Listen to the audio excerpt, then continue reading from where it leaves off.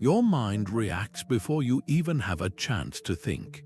That immediate flash of frustration, that surge of unease, it can feel like an unstoppable force.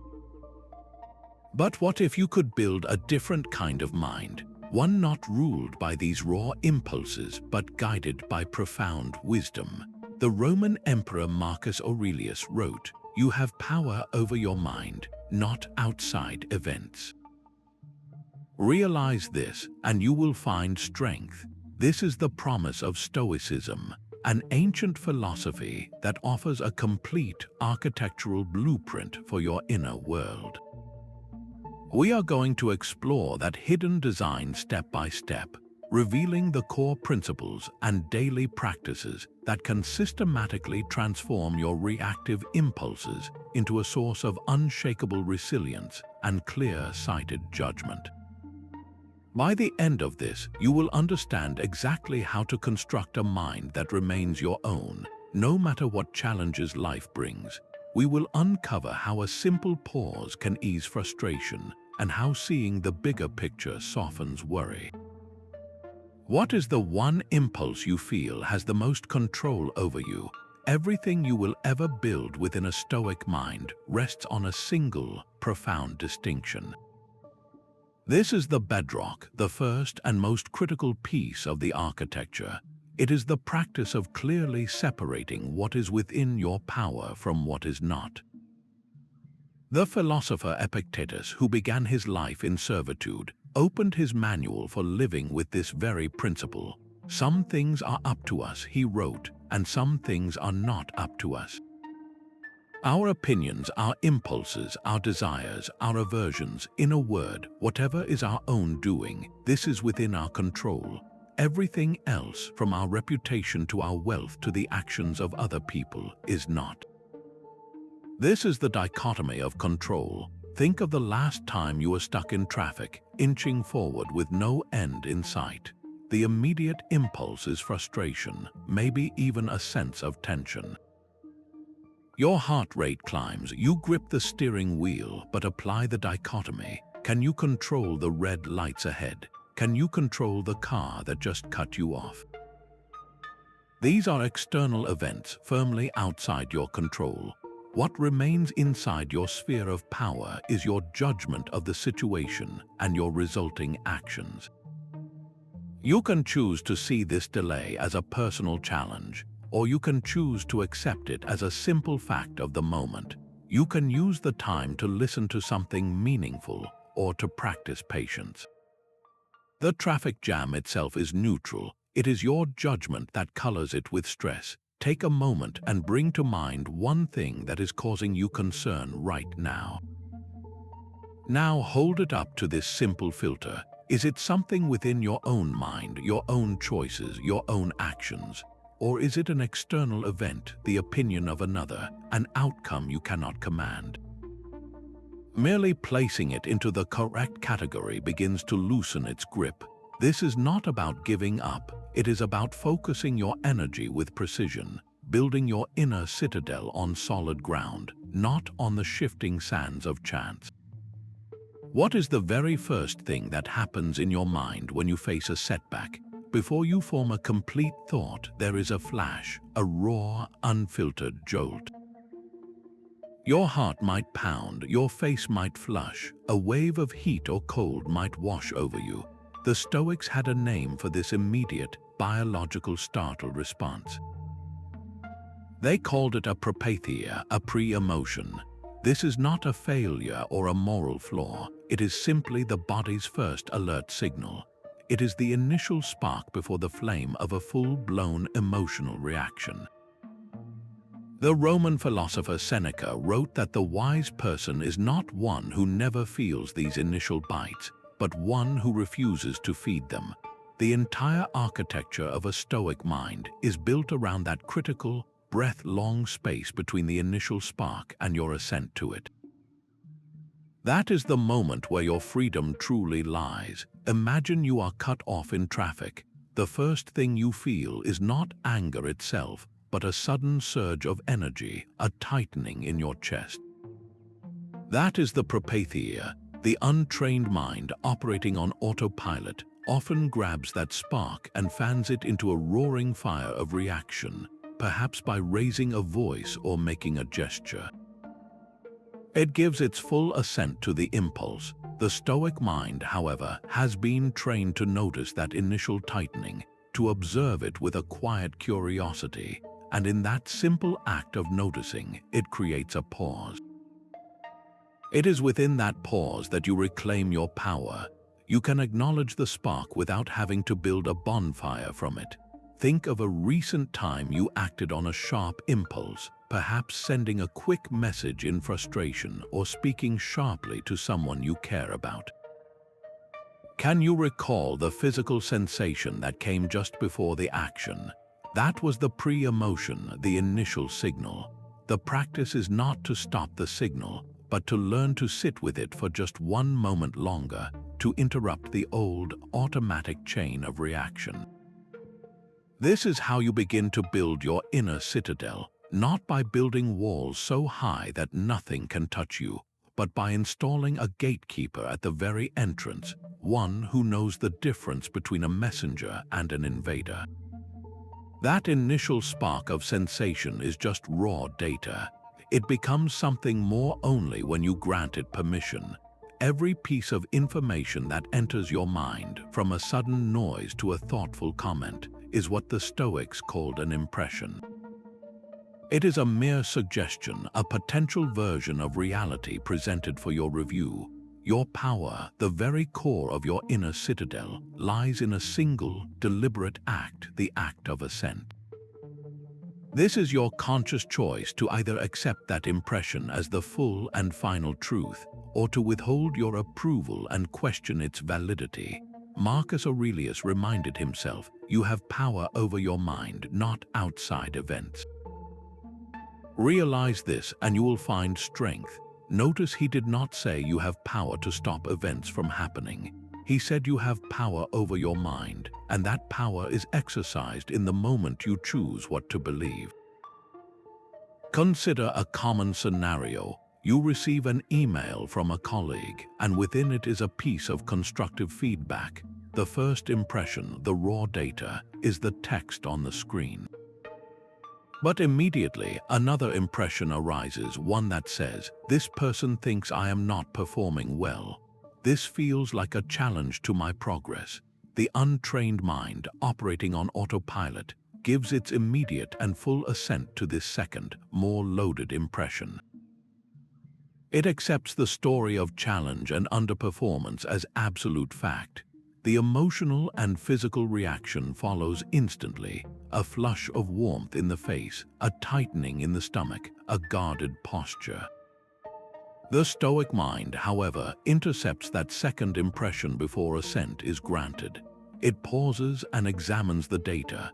It asks, is it absolutely true that this feedback means I am not capable?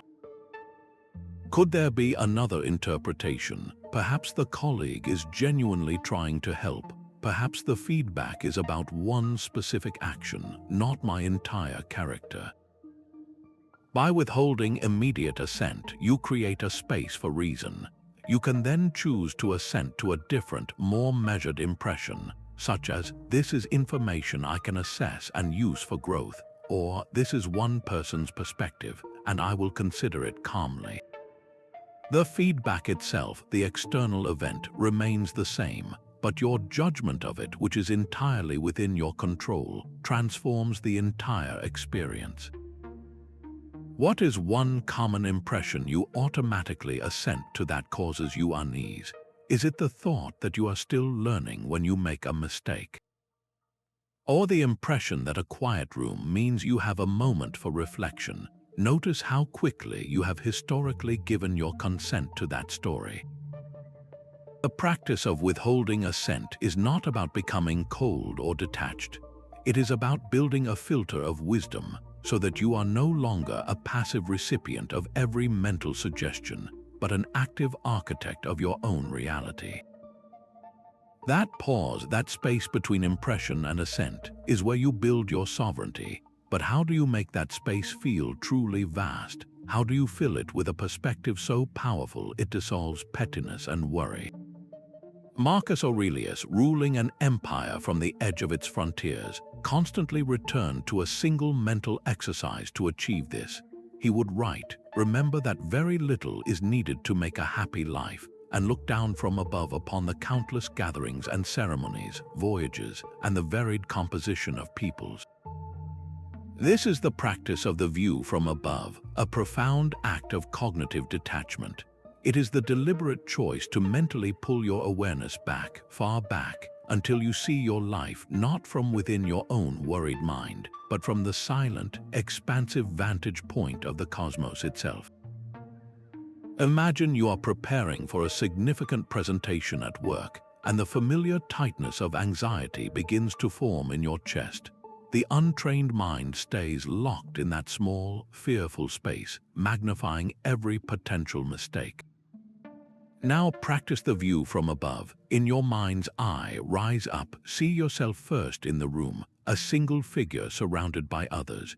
Then pull back further, seeing your building as a small block among countless others.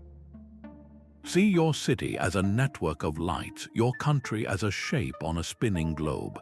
Keep going until the earth itself is a pale blue dot, suspended in the immense, silent blackness of space. From that vantage point, how significant is that one presentation, that one moment of social friction? This is not meant to diminish your life's importance, but to put its challenges into their proper, manageable scale. The anxiety that felt so all-consuming moments before now appears as a tiny, fleeting event on a vast and beautiful canvas. What conflict feels overwhelming to you right now? For a moment, try to see it from this cosmic perspective. Look down on your entire situation as if from a great height. Notice how the sharp edges of your worry seem to soften, how the volume of your fear is turned down. The problem itself may not have vanished, but your relationship to it has been fundamentally altered. You have gifted yourself the clarity that comes from seeing the bigger picture. This practice builds a resilient mind, one that knows its own small, precious place in the grand scheme, and therefore refuses to be shattered by the passing storms of daily life. A chaotic mind is a tug of war between desires pulling in opposite directions. You want peace, but you also crave recognition. You seek control, yet you are drawn to comforts that can soften your resolve. The Stoics identified this internal conflict as the root of much of our unrest, and they offered a powerful remedy, a discipline for guiding our most fundamental impulses. This is the discipline of desire, the practice of aligning what you want with what is truly good for you. The philosopher Epictetus, who understood the weight of external wanting better than most, framed it with stunning clarity. He is free who lives as he wishes, who cannot be compelled or hindered, whose impulses are not blocked, who attains his desires and does not fall into what he wants to avoid. This freedom does not come from getting everything you want, but from learning to want only the things that lead to genuine freedom. The core of this idea is a beautiful Greek concept, oikaiosis. It means to make something your own, to align yourself with it. Stoics believed our true nature as rational beings is to live in accordance with virtue, with excellence of character. Therefore, to align your desires with nature is to want only what is virtuous and within your sphere of control. Your intention to act with integrity is always up to you. Your commitment to courage is always up to you. Your choice to be just and temperate, these are entirely within your command. Contrast this with the desire for external validation, for the constant stream of approval and social recognition. Every time you make your sense of worth dependent on that outside signal, you hand over the keys to your inner citadel. You are no longer free because your contentment is now held by the shifting opinions of others, by systems you cannot control. The desire for a strong character, however, is a desire for something you can build and own completely, brick by brick, through your own choices. It is an impulse that aligns with your nature as a reasoning being. Bring to mind one persistent desire you hold, perhaps for a certain level of ease, for a particular outcome in a relationship, or for a specific form of acknowledgement. Now hold it up to the light of this simple question. Is this desire aimed at something outside my complete control, or is it aimed at cultivating a virtue that is always within my power to practice? The desire itself is not the enemy, but its target is everything. By redirecting your wants from the unpredictable external world to the sovereign realm of your own character, you stop being a leaf blown by the wind and become the deeply rooted tree. This is how you build a mind that is not chaotic but coherent, not pulled apart by competing wants, but unified by a single, powerful purpose. Your actions are the final expression of everything being built within. A coherent mind, aligned with virtue, must have a coherent output in the world. This is the discipline of action, the principle that guides your hands once your judgment is clear. It asks you to perform every duty, every task with a single overarching intention, to contribute to the common welfare. Marcus Aurelius, who carried the immense responsibility of leading an empire, constantly returned to this anchor. He wrote, "Whatever you do, do it as if it were the last thing you are doing in your life, and stop being aimless. Stop letting your emotions override what your mind tells you. Stop being insincere, self-focused, or easily upset." He then ties this to a larger purpose, to see the connections between all things and to work for the common good. Your action is not just for you, it is a thread in the larger human fabric. Imagine you are working on a project with a team. You have a specific task to complete. The untrained mind might approach this with a primary desire for recognition, working diligently when the supervisor is watching, but cutting corners when no one seems to notice. The focus is on the external reward, the praise, the outcome. The Stoic mind, disciplined in action, performs that same task to the best of its ability for a different reason altogether. It does so because doing a thing well is a good in itself, and because a job done well contributes to the success of the whole team, which in turn supports the broader community. The action is undertaken for the common good. The quality of your work becomes a form of service, regardless of whether anyone ever singles you out for thanks. The outcome, whether the project succeeds or fails in the world's eyes, is a separate matter, an external you cannot fully control. But your intention to act for the benefit of the whole and the integrity you bring to the effort, these are entirely within your power. In your very next action, whether it is a work assignment, a chore at home, or a simple interaction with another person, pause for just a moment and ask yourself this reflective question. How can I incorporate the good of others into this motion? How can this specific act, however small, serve a purpose larger than my immediate self-interest? This is how you build a life of meaning, not through grand, isolated gestures, but through the quiet, consistent output of a mind that knows its role in the interconnected whole. A fragmented mind is a house divided against itself, reacting differently to every shift in the wind. One moment, a kind word fills you with confidence. The next, a piece of criticism can shatter that same feeling entirely. Your values may seem to change with the audience, your actions guided more by the immediate social moment than by a deep, internal compass.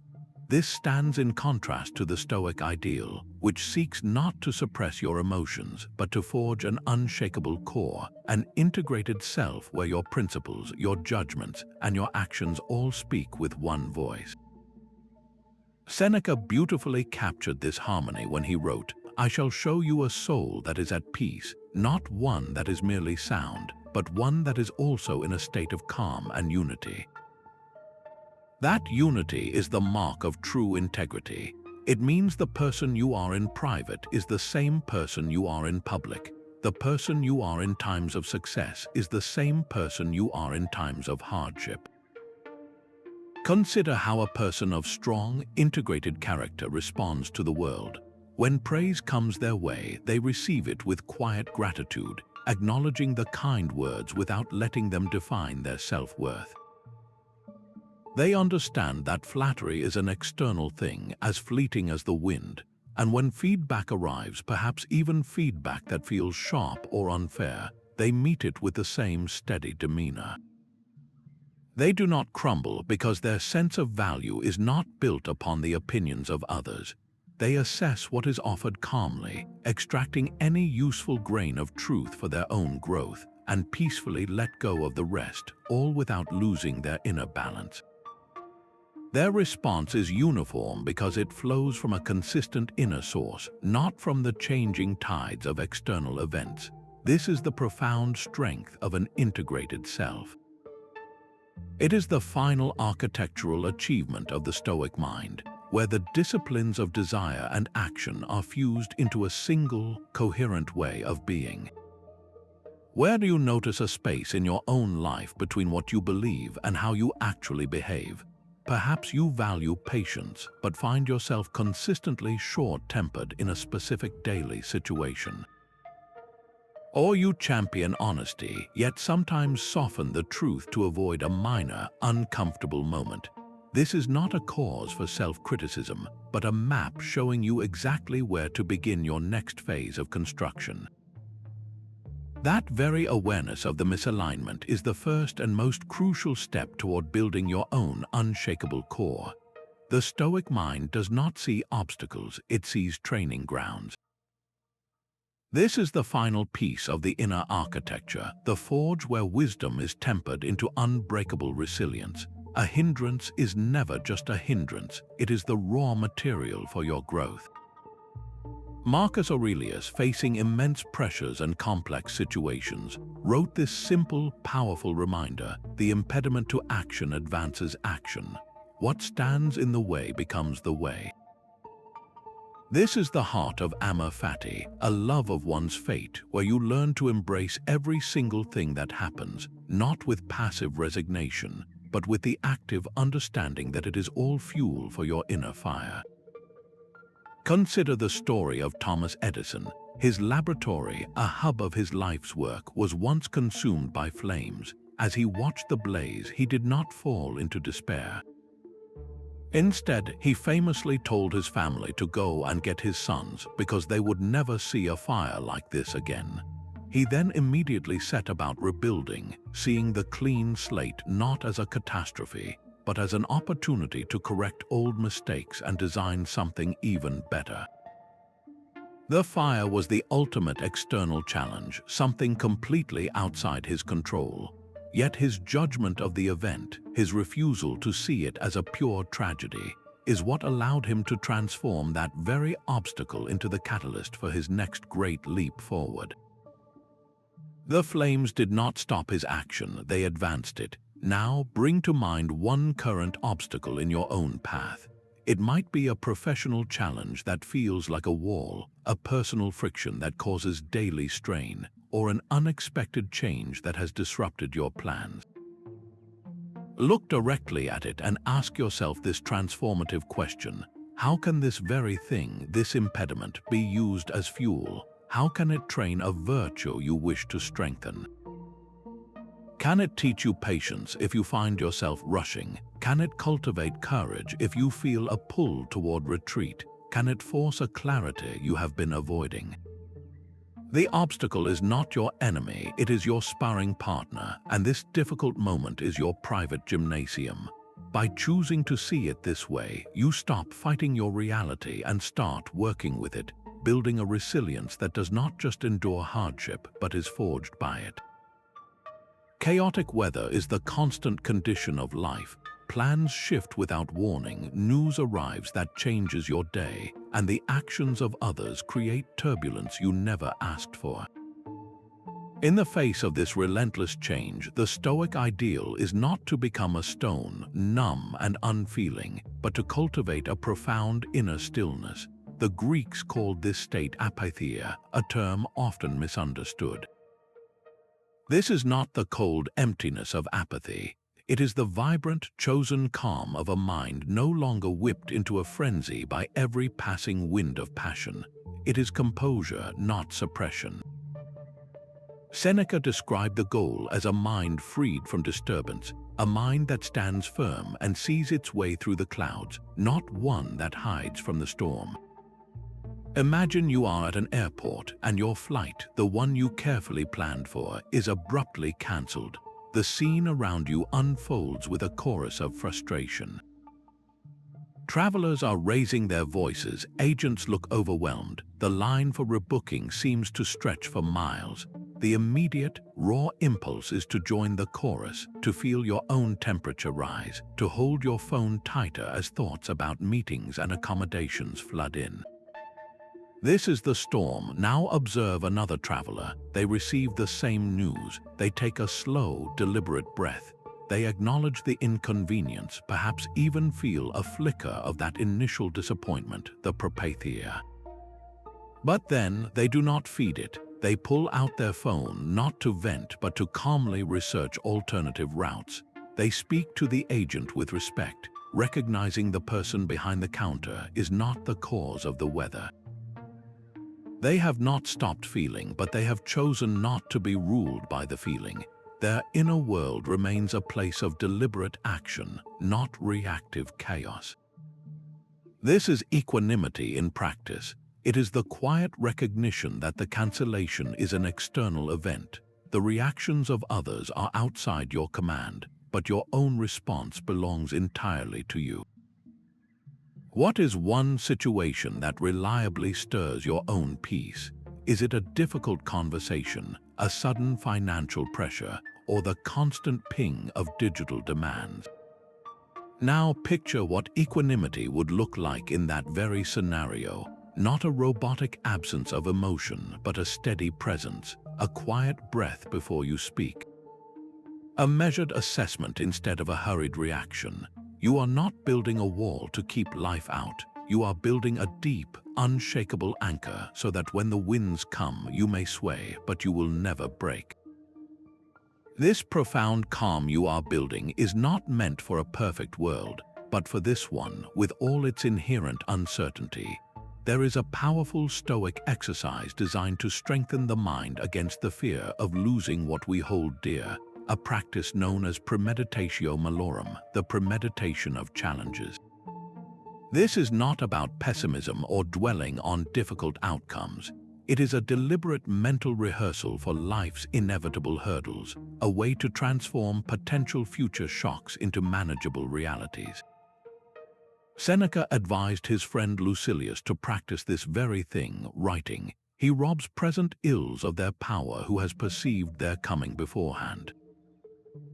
He would contemplate the possibility of his wealth changing, his status shifting, even his homeland becoming distant, not to live in dread, but to realize that even in such circumstances, a good life is still possible. The goal is to see the thing you are concerned about clearly in your mind's eye, to familiarize yourself with its shape so that if it ever arrives, it finds you prepared, not panicked. Imagine you are about to have a difficult conversation with someone you care about. The untrained mind might avoid thinking about it until the last moment, allowing a low hum of anxiety to build. The Stoic mind, however, engages in this preparation. You sit quietly and you mentally rehearse the conversation. You visualize the other person becoming upset. You hear the sharp words that might be spoken. You feel the initial sting of those words, and then, within the safety of your own mind, you practice your response. You practice listening calmly. You practice speaking with integrity, not with reactive anger. You rehearse maintaining your composure. When the actual conversation happens, it is no longer a terrifying unknown. You have already walked this difficult path in your thoughts, and you are guided by the wisdom you installed there. Now, bring to mind one thing you deeply value, perhaps a cherished possession, a vital relationship, or your current state of health. For just a moment, allow yourself to contemplate its absence. Do not dwell on the difficult feelings, but simply acknowledge the possibility. Then, feel the profound shift that follows as your attention rushes back to the present moment, flooding you with a renewed and vibrant appreciation for the fact that it is here, right now. This is the alchemy of this visualization practice. It uses the brief contemplation of change to powerfully fuel a lasting and resilient gratitude. That profound gratitude you feel is only possible when your mind is truly here in the present moment. This is the final anchor point in the Stoic architecture, the practical ground where all these principles come alive. Wisdom is not a distant theory to be contemplated later. It is a quality of attention you bring to the task directly in front of you right now. The Roman Emperor Marcus Aurelius constantly reminded himself of this, writing, "Remember that very little is needed to make a happy life. It is all about where you place your attention." And the teacher Epictetus, who focused intensely on the power of our own actions, taught that we should do everything in life as if it were the one and only thing that mattered. The goal is to pour the whole of yourself into your present duty, whether that duty is listening to a friend or washing a dish. Imagine you are on a walk. The untrained mind is not on the walk at all. It is replaying a difficult conversation from yesterday, or it is already worrying about a meeting scheduled for tomorrow. The body moves forward, but the person is somewhere else entirely, lost in a past that cannot be changed or a future that has not yet arrived. The Stoic mind, practicing this deep presence, feels the solid ground under each footstep. It notices the coolness of the air, the pattern of light through the leaves, the simple rhythm of breathing. It is fully engaged in the act of walking, not as a means to an end, but as a worthy action in itself. This is not a mystical escape from reality. It is the deepest form of engagement with it. Your capacity for clear judgment, for virtuous action, for resilience, all of it exists only in the now. You cannot correct a past mistake. You can only resolve to act with more integrity in this moment. You cannot control a future outcome. You can only prepare for it with thoughtful action today. The present is the only domain where your power is absolute. For the next 5 minutes after this video ends, choose one simple activity. It could be sipping a cup of tea, or listening to a single song, or even just looking out a window. And for those 5 minutes, let that be your entire world. When your mind tries to pull you away into yesterday or tomorrow, gently guide it back to the sensations of the present. The warmth of the cup in your hands, the notes of the music in the air, the play of light on the buildings outside. This is the practice. This is how you build a mind that is not lost in time, but rooted firmly in the only place where life actually happens and where your wisdom can truly take hold. Your mind is a fortress, and its walls must be guarded. The Stoics envisioned this inner citadel as a place of profound peace and sovereignty, but its gates require a constant and watchful protector. That protector is you. The philosopher Epictetus gave a clear directive when he said, "You must keep watch over your mind as if it were the door of your own home." Everything that seeks to enter, every impression, every piece of news, every opinion from another person, must be met at the gate and gently questioned before you allow it to cross the threshold. This is the practice of vigilant awareness, the caring stewardship of your inner world. It is not about building walls so high you see nothing, but about cultivating a thoughtful presence at the gate, one that knows what is worthy of entry and what is best turned away for the sake of your peace. Think of the constant stream of information from a social media feed. It arrives as a steady flow of input for your attention, carrying with it curated images of success, waves of news, and the subtle pull of others' perspectives. The untrained mind leaves its gates open, allowing this stream to enter without pause. It may accept the impression that everyone else is more accomplished, or that the world is in a lasting state of urgency, and these unexamined beliefs begin to shape the atmosphere within, creating restlessness and unease. The Stoic mind, however, stations its awareness at the scroll.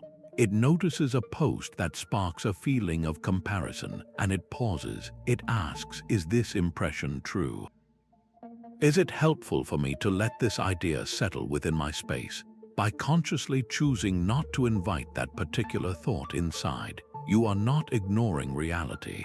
You are actively selecting which version of reality you will call home. Your inner peace becomes a matter of thoughtful permission. What is one unhelpful thought or influence you need to guard against today? Is it the voice of self-criticism that surfaces after a small misstep, or the steady draw of a digital distraction that scatters your focus? Identify that one thing and for just this day become its gentle guardian. Watch for its approach, and in that moment of recognition, exercise your quiet right to simply say, you do not have permission to enter here. The endless chase for more is a quiet presence that follows our modern world. We are taught to measure our lives by a horizon that forever recedes, always one more purchase, one more achievement, one more follower away from a contentment that never seems to arrive. The Stoics offered a thoughtful answer to this exhaustion, a virtue they called temperance, which is simply the profound wisdom of knowing what is enough.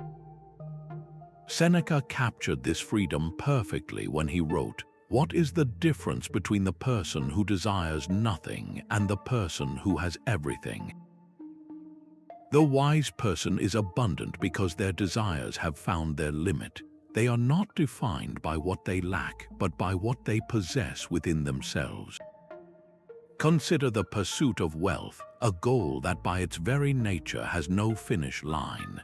The person chasing an ever larger number is like a sailor drinking seawater, each new acquisition only deepening the fundamental thirst.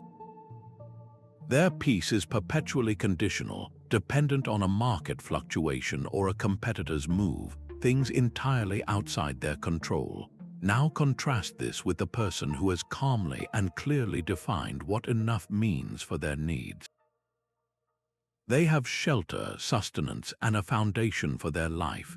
Any wealth beyond that point is greeted not as a source of identity, but as a tool, a neutral resource that can be used well or poorly. Their contentment is not shaken by external changes, because it was never built upon them in the first place. It was built on the solid ground of a limit they consciously chose to honor. Where in your own life has the pursuit of more created a background noise of dissatisfaction? Think of one specific area, perhaps the number of possessions in your home, or the crowded calendar of social commitments you feel obligated to keep. Now, ask yourself the most liberating question you may ever confront. What would enough genuinely look like in this single part of my life? Not a number dictated by anyone else, but your own personal, quiet definition of sufficiency. Merely bringing this question to the forefront begins to dismantle that quiet presence's power, replacing a vague hunger with a clear and attainable peace. Comfort can be a cage, one whose bars you cannot see until life shakes the foundations. The very ease we often seek can quietly weaken our capacity to face the inevitable moments when that ease is stripped away. The Stoics proposed a radical countermeasure, the deliberate and temporary embrace of manageable hardship.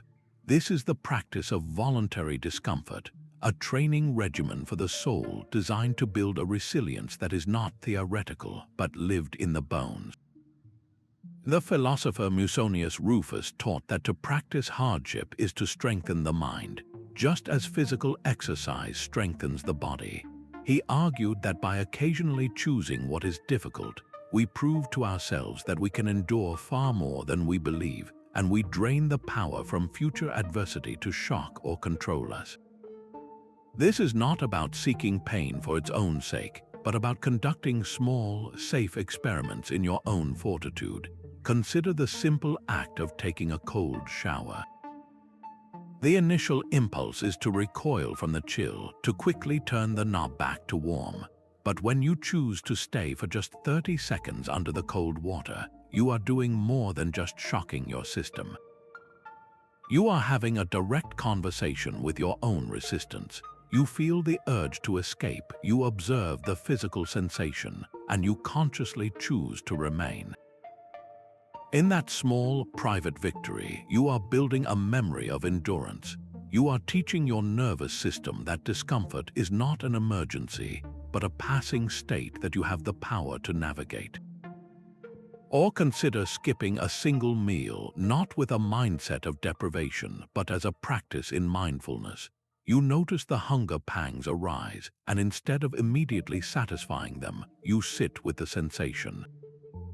You discover that the feeling is temporary, that it rises and falls, and that you are fundamentally okay. This practice shatters the illusion that your well-being is dependent on constant, immediate gratification. It builds the mental muscle of patience and reminds you of the simple gift of nourishment that you usually take for granted. Even choosing to walk instead of driving for a short errand can become a form of training. You willingly accept minor inconvenience, fresh air, and the rhythm of your own footsteps over the sealed, climate-controlled isolation of a car. You reconnect with your environment and your own body, proving that you do not need the utmost convenience to move through your day with purpose. The goal is to inoculate yourself against the fear of hardship. When a true challenge arrives, like a financial setback or a period of increased pressure, your mind will not interpret it as a unique catastrophe. It will recognize the sensation. It will recall, I have faced a version of this before. I know I can endure. I know how to find my footing in this. So, what one small, voluntary discomfort will you commit to this week? It does not need to be grand or extreme. Perhaps it is one cold shower, one afternoon without your phone, or one meal where you eat simply and mindfully. Choose your training ground, and in that conscious choice, you begin to bend the bars of that invisible cage, trading a fragile comfort for an unshakable strength. Without a moral compass, even the most disciplined mind can drift into uncertainty. Your impulses may be checked, your desires aligned, but if your actions lack a true north, you are merely building a fortress with no purpose for its strength. This is where the Stoic virtue of justice completes the architecture, serving as your guiding principle in every interaction with the world. It is the commitment to act with fairness, kindness, and a genuine concern for the common good. Marcus Aurelius directed himself to simply stop and ask, is this necessary when faced with any potential action, reminding himself that to be a good human is to be disposed to act for the common good. Justice is not a grand, distant ideal. It is the daily practice of choosing the right thing over the easy thing. Picture a moment at your workplace. A colleague makes a significant error on a shared project, and the most convenient path is to remain silent, letting the responsibility fall entirely on them. The easy option protects your own standing and requires no uncomfortable conversation. The just path, however, is far more difficult. It involves speaking up to your supervisor, acknowledging your own shared role in the oversight, and working collaboratively to find a solution. This choice carries risk. It may invite closer attention, but it is aligned with fairness and a concern for the whole team's integrity. The just action fortifies your inner character because it is an expression of your deepest values, something no external outcome can ever take from you. Where in your own life can you practice more fairness or kindness today? Is there a situation where you have chosen the path of least resistance, knowing a more equitable action was available? That small, seemingly insignificant moment is your training ground. It is where you install the compass of virtue, ensuring that every step you take is guided not by impulse, but by a deep and abiding sense of what is right. Anger arrives with a deceptive sense of righteousness, a fire that feels justified in the moment it ignites. Of all the passions, the Stoics saw this one as the most disruptive, a temporary state that severs our connection to reason. Seneca, in his powerful work on anger, described it as a brief departure from clarity, writing that the greatest remedy for anger is delay. Give it a moment, and the intense desire to react begins to soften. The entire structure of the Stoic mind is designed to intercept this heat before it can spread. It begins with a simple but profound recognition. Anger is not the initial spark of pain or frustration, that is merely the pre-emotion. Anger is the full response that only ignites when you give your agreement to a specific, and often mistaken, judgment. The judgment is almost always some version of this: I have been treated unfairly, and this person should be held responsible. That is the story you tell yourself, the impression you accept as absolute truth. Now, let us walk through the process step by step. The provocation arrives. Someone cuts you off in traffic, or a colleague dismisses your idea in a meeting. The first thing you feel is a raw, physical jolt, a surge of energy, a tightening in your chest. This is the initial signal. The untrained mind grabs this signal and immediately attaches a story to it. That person is being inconsiderate. They are not valuing my input. This does not feel right. It gives full and immediate agreement to that story, and the body responds with the full chemistry of reaction: the flushed face, the clenched jaw, the raised voice. The Stoic mind, however, creates a pause right after that initial jolt. It notices the tension, observes it with curiosity, and then, before agreeing to any story, it questions the judgment itself. Was that driver's action truly a personal insult directed at me, or were they simply distracted, or perhaps even dealing with an urgent situation of their own? Was my colleague's dismissal a deliberate attack, or could it be a difference of perspective, or perhaps a simple misunderstanding? By questioning the initial judgment, you withdraw your agreement from the story of intentional harm. You see the other person not as a villain, but as a human being who, like you, is acting from their own imperfect understanding. This does not excuse poor behavior, but it completely transforms your relationship to it. The event shifts from a personal challenge to an external circumstance involving another person's mistake. Your energy is no longer consumed by the heat of reaction, but freed for a calm and thoughtful response. Think back to the last time you felt a true surge of anger. Can you identify the specific judgment that fueled the feeling? Was it the belief that you were not being heard? The sense that you were being treated unjustly? That judgment, not the other person's action, was the true source of your distress. The next time you feel that warmth begin to rise, see if you can catch the story you are telling yourself in that very moment. Question its absolute truth. In that space of inquiry, you will find the power to settle the energy before it ever truly takes hold. The strength of your inner citadel is tested not in theory, but in the quiet moments after the day is done. The ancient Stoics practiced a powerful ritual of maintenance, a nightly review of their own thoughts and actions. Seneca wrote to his friend Lucilius about this very habit, saying, "The mind should be called to account each day." He would ask himself, what bad habit have you cured today? What fault have you resisted? In what way are you better? This is not an exercise in self-criticism, but a gentle and honest audit of your progress, a way to reinforce what worked and learn from what did not. The process is simple. Find a few minutes of quiet at the end of your day. In your mind, walk back through the key moments, the conversations, the decisions, and the quiet thoughts that arose. Look not at the external events themselves, but at your own judgments and reactions within them. Where did you successfully pause between an impression and your assent? Recall a moment of frustration that you met with patience instead of reaction, and acknowledge that quiet victory. Then, with equal calm, look at a moment where you fell short. Perhaps you felt a flash of envy at a colleague's success and immediately assented to the story that you were falling behind. Notice that, not to punish yourself, but to understand the trigger. See it as a builder noting a small imperfection in a single brick, something to be mindful of and addressed with more care tomorrow. This nightly review is how you calibrate your moral compass, ensuring it stays true. It transforms random daily events into a curated curriculum for your own growth. Tonight, before you sleep, give yourself this gift of reflection. Ask yourself just 2 questions.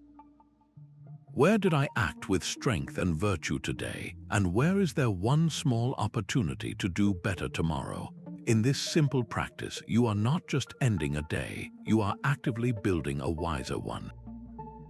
That sense of separation can be one of the heaviest burdens we carry. You move through a crowded street or scroll through a sea of online profiles and feel utterly alone, an isolated island in a vast ocean of other people. This feeling fuels our anxieties and inflates our ego, making every personal challenge feel like a unique and solitary struggle. The Stoics offered a powerful antidote to this illusion of separation, a principle they called Sympatheia. This is the profound understanding that everything in the universe is woven together by a single, universal reason, a shared consciousness that connects us all. You are not a solitary note, but an essential part of a grand, cosmic symphony. Marcus Aurelius constantly returned to this truth to ground himself, writing, "What does not benefit the hive does not benefit the bee." You are not an isolated being, but a vital part of a greater whole. This perspective systematically dismantles the ego, because your personal story is no longer the only story that matters. You are a thread in a magnificent, living tapestry. Imagine you are dealing with a person you find consistently difficult, whose actions or opinions seem to grate against your every value. From the isolated perspective, they are an adversary, a problem to be solved or a force to be resisted. But now, view them through the lens of Sympatheia. This person, like you, is a product of countless causes and conditions you can never fully know. They, too, are acting from their own understanding, however flawed it may seem from your vantage point. They are another expression of the same universal nature that you share. This does not mean you must approve of their behavior, but it allows you to see them not as a mere obstacle, but as a fellow human being connected to you in the vast, intricate web of existence. Your conflict is no longer a battle between 2 separate worlds, but a tension within a single, interconnected system. Now, bring to mind someone you perceive as fundamentally different from you, perhaps someone with opposing political views or from a completely different culture. For just a moment, contemplate one single way you are connected to them. You both breathe the same air. You both feel the warmth of the same sun. You both seek safety and happiness for those you love, however you define it. That simple recognition of a shared foundation can be the first step in replacing judgment with a quiet, compassionate curiosity. This is how you build a mind that sees itself not as a fortress under siege, but as a single room in a house belonging to all of humanity. Your internal dialogue is the quiet, constant architect of your emotional world. Every event you experience is filtered through the language you use to describe it to yourself, and this choice of words directly shapes the quality of your inner reality. The Stoic teacher Epictetus offered a timeless insight when he wrote, "We are disturbed not by things, but by the views we take of them. The thing itself is neutral, but the label you assign it in your mind is what gives it its power." Consider a significant professional challenge, like a project that is not going according to plan. You have a choice in the narrative you construct. If your internal monologue describes the situation as a complete breakdown, a major setback, your body and mind will respond accordingly. Your shoulders may slump, your energy will drain, and a sense of difficulty will color your every thought. The word breakdown carries a sense of finality, a weight that feels absolute. Now reframe that same exact situation using different language. Describe it to yourself as a difficult test, a complex puzzle that requires your full attention and creativity. The word test implies a challenge to be met, a problem that contains within it the potential for learning and growth. The external facts have not changed, but your internal reality has been completely transformed from a place of frustration to one of focused engagement. This is the mastery of language in action, a deliberate practice of choosing words that serve your resilience rather than undermine it. For the next hour, make a quiet promise to yourself to simply monitor your internal language. Do not try to change it yet, just observe it with gentle curiosity. What words do you use when a minor inconvenience occurs? Do you call it a disaster or simply a hurdle? When you make a small mistake, does your inner voice label you as unskilled or as a student who is still learning? This simple act of observation is the first step toward taking back your authority as the narrator of your own life and building a mind that speaks to itself with the wisdom of a true friend. This final piece of the architecture may be the most misunderstood. It is the practice of Memento Mori, the remembrance of our own finite nature. Far from being a dark fixation, this is a tool of profound liberation, a lens that brings the blurred background of life into sharp, urgent focus. Marcus Aurelius reflected on this not with fear, but with a clear-eyed acceptance, writing, "You could leave life right now. Let that determine what you do and say and think." He saw it as a natural process, as much a part of life as a ripe fruit falling from a tree. When you hold the awareness that your time is limited, not in an abstract way, but as a living truth, the trivial concerns that often consume your energy begin to lose their power. Imagine you are in the middle of a heated, petty argument with someone close to you. The words are flying, and your focus is locked on winning the point, on being right. Now introduce the quiet thought of Memento Mori. If you knew this conversation could be your last with this person, how would your words change? Would the specific point of contention still hold the same weight, or would the desire for connection and understanding suddenly become the only thing that matters? The practice cuts through the noise and reveals the signal of what is truly valuable. It applies with equal force to the goals you quietly postpone. That project you have been meaning to start, that conversation you have been meaning to have, that act of kindness you have been meaning to offer, all of them float in a vague tomorrow. Remembering that tomorrow is not guaranteed installs a gentle but persistent urgency into today. It asks you not to live in a state of anxiety, but in a state of purposeful action. Take a moment and write this down, either in your mind or on a piece of paper. If I held the conscious awareness of my own journey at the forefront of my mind each day, what one thing would I start doing differently? What one grudge would I release? What one expression of love or appreciation would I no longer delay? This is not a morbid exercise. It is the ultimate prioritization filter, ensuring that the life you are building with your Stoic mind is a life you can look back upon with a deep and quiet sense of fulfillment.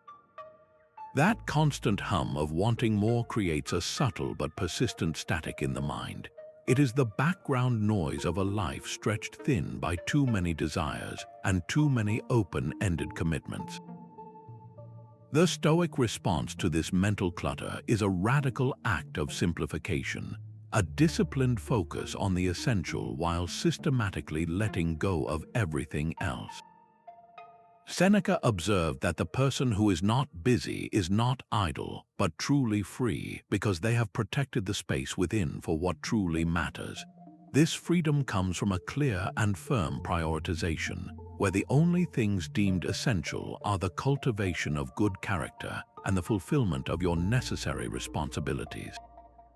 Everything else is open for consideration, and much of it is simply extra weight on the journey.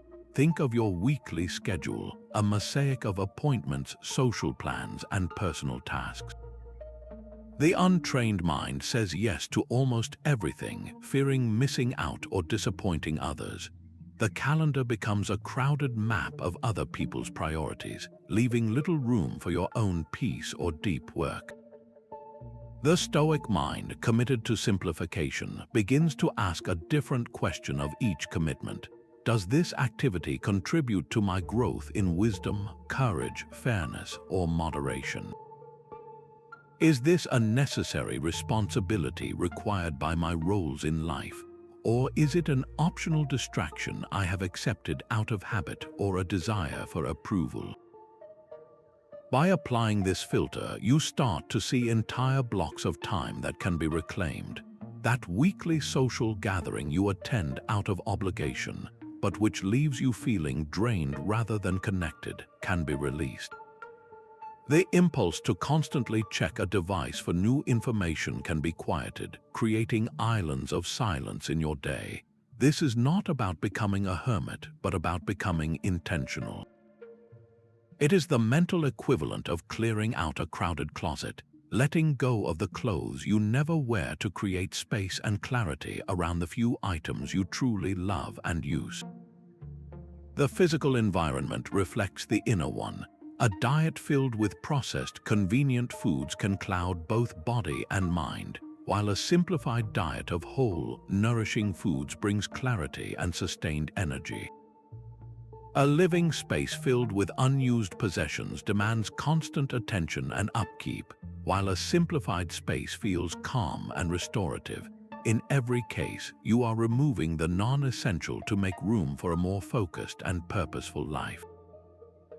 So, what is one non-essential commitment or possession you can consciously let go of this week? It might be a subscription you never use, a recurring meeting that has lost its purpose, or a box of old items in the garage you have been meaning to sort for years. Identify that one thing, and in the act of releasing it, you will feel a small but significant surge of that singular Stoic freedom. A Stoic life is not a life without joy, but one built upon a deeper and far more resilient kind of gladness. This state, which the Greeks called Euthymia, is the profound contentment of a soul flowing smoothly in harmony with its own nature and with virtue itself. Seneca described true joy as a steady and serene thing, not the fleeting, giddy excitement that depends on external events. This serene joy emerges from the quiet certainty that you are acting with integrity, that your choices are aligned with what is good and right, regardless of the outcome the world delivers. It is the satisfaction of a job well done, even if no one ever offers praise. It is the quiet warmth of having spoken with honesty and kindness, even when the conversation was challenging. It is the simple, unshakable peace that comes from knowing you did not compromise your character for a momentary convenience. Think of a time recently when you completed a task with care and focus, not for any reward, but simply because it was the right way to do it. Perhaps you listened patiently to someone who needed to be heard, or you chose to express a difficult truth when an easier option was available. In that moment, after the action was complete, there was likely no dramatic celebration, no applause. There was only a quiet, steady hum of satisfaction, a feeling that things were as they should be within you. That quiet hum is the sound of Euthymia.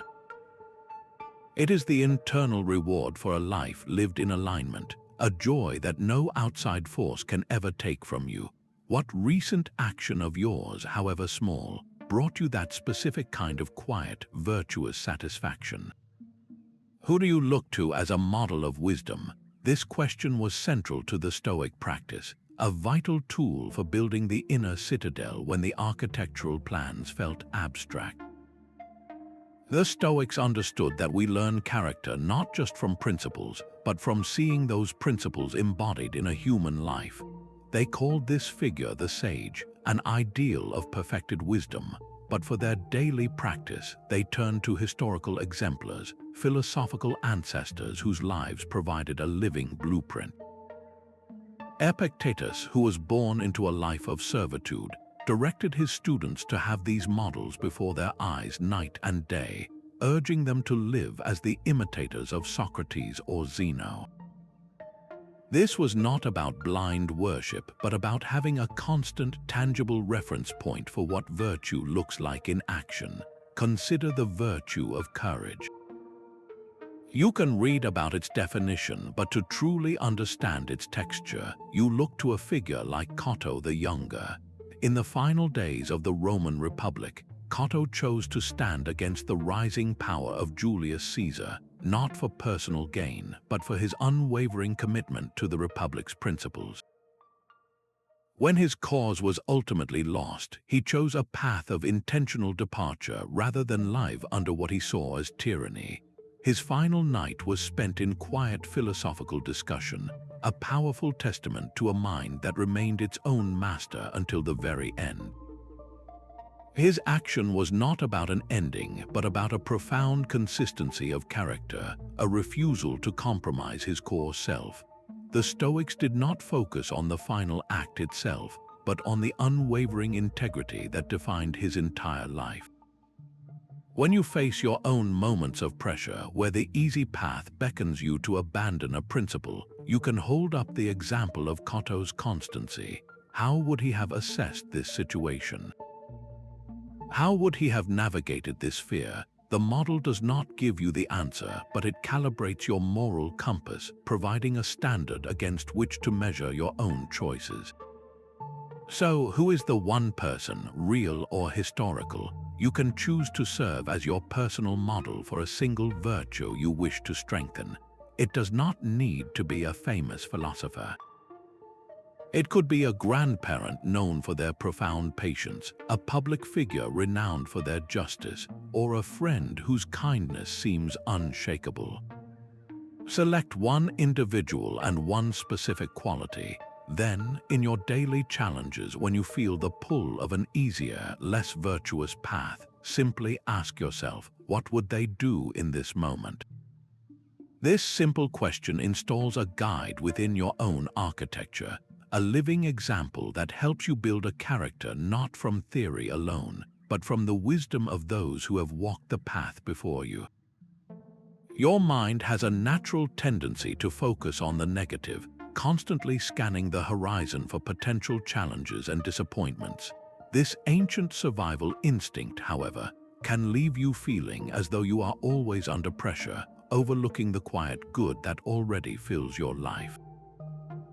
The Stoic practice of gratitude is the deliberate correction of this tendency, a daily recalibration of your attention toward the benefits and lessons hidden in plain sight, even within your difficulties.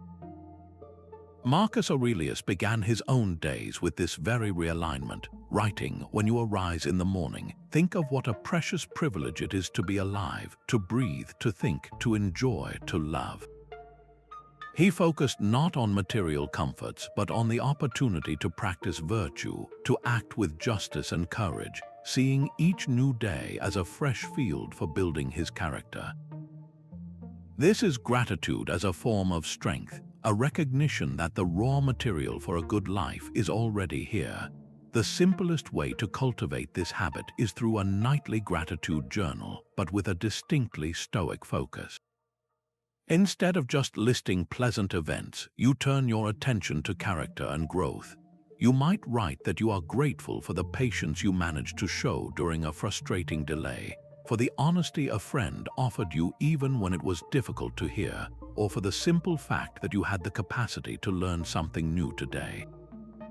You actively include one challenge, reframing it as a teacher. Perhaps a professional setback taught you resilience, or a personal friction revealed a hidden insecurity you can now address. This practice does not deny hardship, but mines it for its hidden value, transforming obstacles into your curriculum. So, take a quiet moment now. List 3 things you are grateful for right now, and make sure one of them is a current challenge. Feel how this simple act shifts the weight in the room, turning a problem into a partner in your growth and building a resilient mind that finds its footing not in a perfect world, but in this one. An architectural blueprint only becomes a home when someone moves in and lives within its walls. The final stone in your Stoic mind is not another technique, but the complete integration of every practice into a seamless and unified way of being. This is the synthesis where wisdom stops being an idea and starts breathing through your actions. Marcus Aurelius reflected on this unity, writing that no role is so well suited to philosophy as the one you happen to be in right now. It is the embodiment of your philosophy in the life you are already living. Picture a single, demanding day unfolding for someone who has built this inner structure. The morning begins with a difficult email, a piece of sharp criticism. Instead of a reactive flash of anger, they feel the initial spark, notice it, and pause. They apply the dichotomy of control, recognizing the sender's opinion is external, while their own judgment and response are entirely their own. They withhold assent from the story that this is a personal attack, and instead choose to see it as information to be assessed. Later, during a stressful team meeting where tensions are high, they practice the discipline of action. They listen intently, not for a chance to rebut, but to understand, asking how their contributions can serve the common good of the project. When an unexpected delay throws the afternoon into chaos, they do not resist. They recall the premeditation of challenges, having mentally rehearsed such disruptions, and meet this one with a calm equanimity. They even find a moment for voluntary discomfort, choosing to take the stairs instead of the elevator, reinforcing their resilience in a small, tangible way. As the day closes, their nightly review is not a harsh critique, but a gentle acknowledgement of where they stood firm and where they can grow tomorrow. Every principle was applied not as a separate tool, but as a single, fluid language for navigating reality. Now envision your own tomorrow. What would it feel like to move through your entire day with this profound integration? From the first conscious thought to the final reflection, each moment becomes an expression of a coherent self, where your desires, your actions, and your peace are all aligned, building a life that is not just endured, but actively and wisely lived. The blueprint for your inner world is now complete, a design for transforming raw impulse into cultivated wisdom. This is not a passive process, but a deliberate construction project, one where you are both the architect and the builder. We began by laying the bedrock with the dichotomy of control, learning to separate what is ours to command from what is not. We then framed the structure with the disciplines of desire and action, aligning our wants with virtue and our efforts with the common good. We fortified the walls with resilience, learning to see obstacles as fuel and to find calm within life's storms. We installed the windows of presence, anchoring our awareness firmly in the now, and we crowned it all with the guiding compass of justice, ensuring every action has a moral direction. The entire architecture serves a single, liberating purpose, the freedom that comes from a mind that is truly your own. The philosopher Epictetus, who understood the weight of external constraints better than most, defined this ultimate freedom with stunning clarity.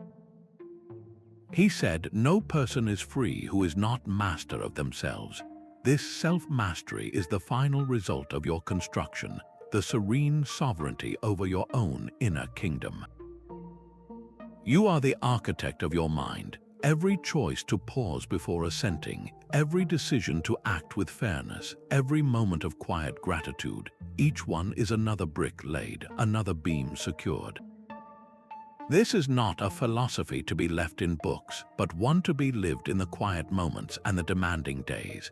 As you move forward from here, we would love to hear which single principle from this journey resonated most deeply with you.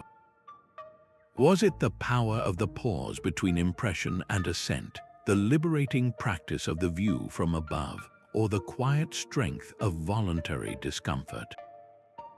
Share your thoughts in the comments below, and if you are ready to continue building a resilient life, subscribe for more explorations into the art of living wisely.